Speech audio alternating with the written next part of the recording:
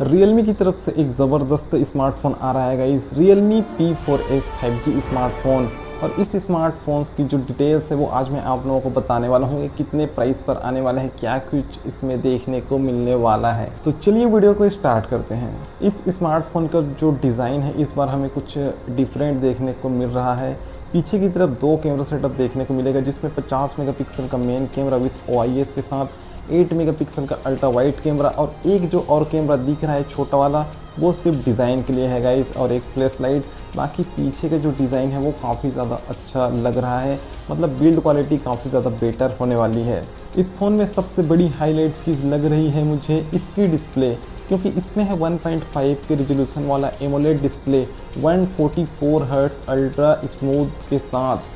मतलब जो डिस्प्ले की स्मूथनेस है ना वो काफ़ी ज़्यादा बेटर रहने वाली है। और इसकी जो डिस्प्ले है वो सैमसंग का M14 टेक्नोलॉजी के साथ आता है गाइस।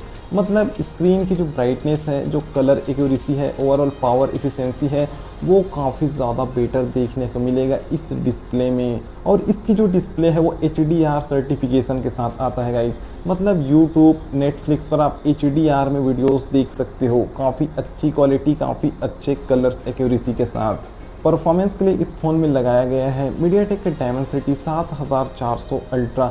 ये एक 4 नैनोमीटर वाला चिपसेट है गाइस, जिसकी एंथुतु स्कोर मेरे हिसाब से 7 से 8 लाख आने वाली है। और इसमें एक AI विज़न चिप भी लगाया गया है, मतलब गेमिंग करते टाइम आपको बेटर FPS, बेटर आपको रेजोल्यूशन देखने को मिलेगा। ज़्यादातर क्या होता है कि भले ही आपका फ़ोन 1080p या फिर 2K हो, लेकिन गेम को ज़्यादातर जो फ़ोन है वो 720p में प्ले करने की कोशिश करता है, लेकिन ये AI विज़न चिप ये उसको 1080p तक या फिर उससे बेहतर लेके जाने वाला है। तो ये चिप हमको काफ़ी ज़्यादा मदद करेगा गेमिंग में, हमको ओवरऑल परफॉर्मेंस में काफ़ी ज़्यादा बेटर देखने को मिलने वाला है। इस फ़ोन में 8000 mAh की बड़ी बैटरी है गाइस, 80 वाट का फास्ट चार्जर है। मतलब यार Realme P4 पावर में 10,001 mAh था, लेकिन अभी इसमें 8000 mAh है, 80 वाट का फास्ट चार्जर।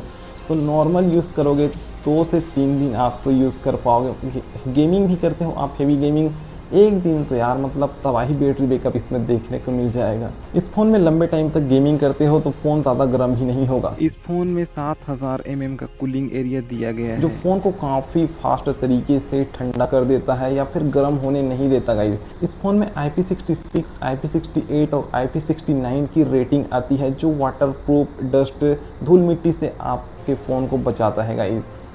तो ओवरऑल ये मेरे हिसाब से काफ़ी तगड़ा फ़ोन है गाइस। और इस फ़ोन की जो एक्सपेक्टेड प्राइस है वो लगभग 30,000 के अराउंड आ सकती है, जो 6GB रैम 128GB वाला वेरिएंट है उसकी। क्योंकि अभी आप लोगों को तो पता है कि प्राइस काफ़ी ज़्यादा फ़ोन्स की बढ़ चुकी है।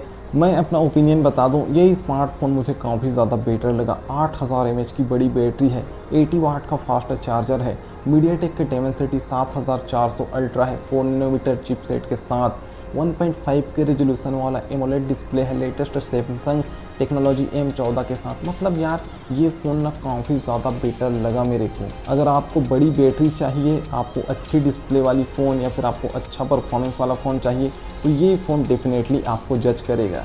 और इस फ़ोन को 26 अगस्त को रिलीज़ किया जा रहा है। तो देखते हैं कि इस रिलीज़ के बाद इस फ़ोन में हमको कैसा परफॉर्मेंस, कैसा बैटरी बैकअप देखने को मिलता है, तो उसका भी वीडियो आप लोगों को देखने को मिल जाएगा।